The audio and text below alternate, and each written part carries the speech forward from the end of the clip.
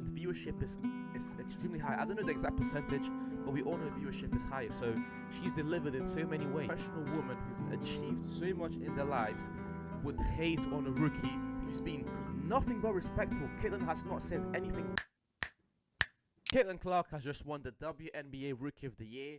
We were just talking about Caitlin Clark last week. We were talking about how amazing she was. We were talking about the dominant season that she had, and she won the Rookie of the Year. As it comes as to no surprise to anyone, but the way she's done it, the conversations that were being had at the start of the season, throughout the season, her not dominating, how dominant she's going to be. I feel like she's had a pretty dominant year. But yeah, without wasting any more time, guys, let's get straight into it and let's see how Caitlin came to win the unanimous Rookie of the Year. And if that's not dominant, bro, I don't know what dominant is. I don't know what dominant is. Who could have imagined a rookie would shake the WNBA's foundations so intensely? Left shoulder.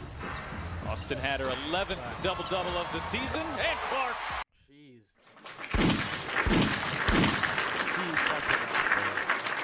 Hits a three. Caitlin Clark didn't just arrive in the league. She revolutionized it. In a regular season that'll go down in history, Clark proved that expectations were far too small for her extraordinary talent. From breaking records to sold-out arenas, from initial criticism to unanimous praise, Clark's journey has been nothing short of spectacular. And now, with the Rookie of the Year award in hand, she silences the skeptics and establishes herself as one of the greatest promises women's basketball has ever seen. Diana Taurasi and I kind of want to make a quick comparison here, and I'll just bear with me so you understand what I'm talking about. Caitlin reminds me of LeBron James in the sense, yeah, she's not, let's say she's not as dominant as LeBron was in a sense. Actually, you can make the argument that she is, but nonetheless, she reminds me of LeBron from the point of view that there was so much expectation, like, of them coming into the league. There's so much of expectation on what they need to be doing, on what's going to be their ceiling, what they're actually going to be able to do. So much expectation. And then you look at what they've done.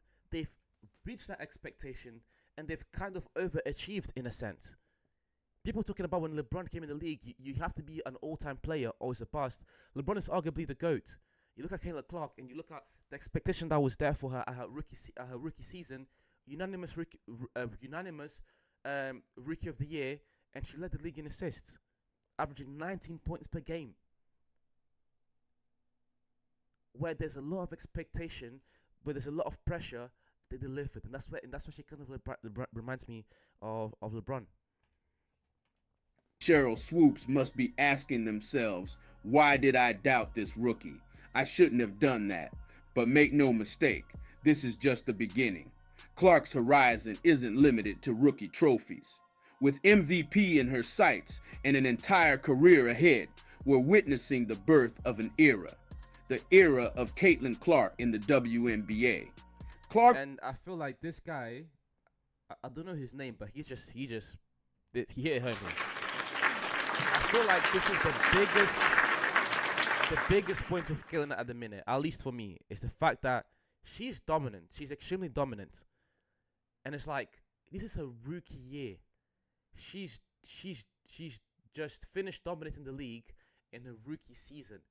What does Caitlin look like 2 years, 3 years, 5 years down the line? What does Caitlin look like with more time, where she's able to develop her jump shot a little bit? What does Caitlin look like with better teammates? What does Caitlin look like in in a big three, for example?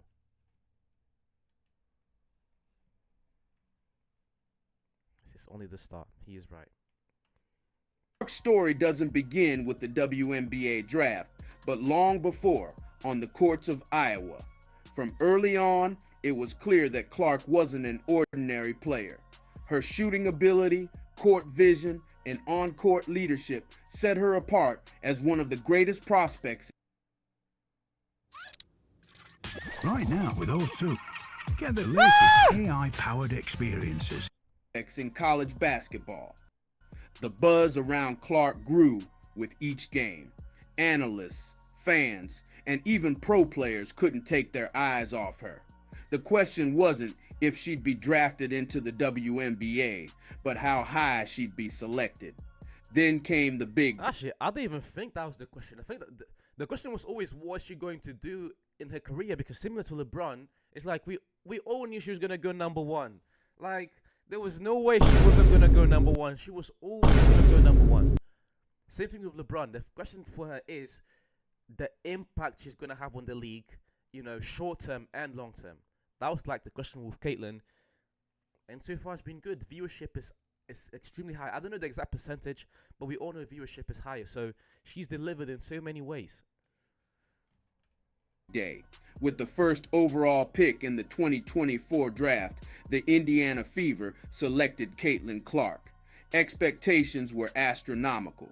Some saw her as the franchise's savior, others as the future face of the league. But with great expectations come great pressures. When Caitlin Clark entered the WNBA, she faced not only the pressure of being the first draft... Oh, sorry, and I forgot. We're talking about Caitlyn being dominant. I completely forgot. She took a team, the Fever, who were horrible. Absolutely horrible last year. This is how the draft worked. The Fever got Caitlin Clark as the number one overall pick because they were horrible last year. And now this year, she took them to the playoffs. Talk about influence. You took a horrible team to the playoffs this year. Now, granted, they didn't do much in the playoffs, but they were never going to do much. But just the step of being a bad team to getting into the playoffs, that just goes to show to her impact. Just forget the off the court stuff. Just her ability and how she impacts the team.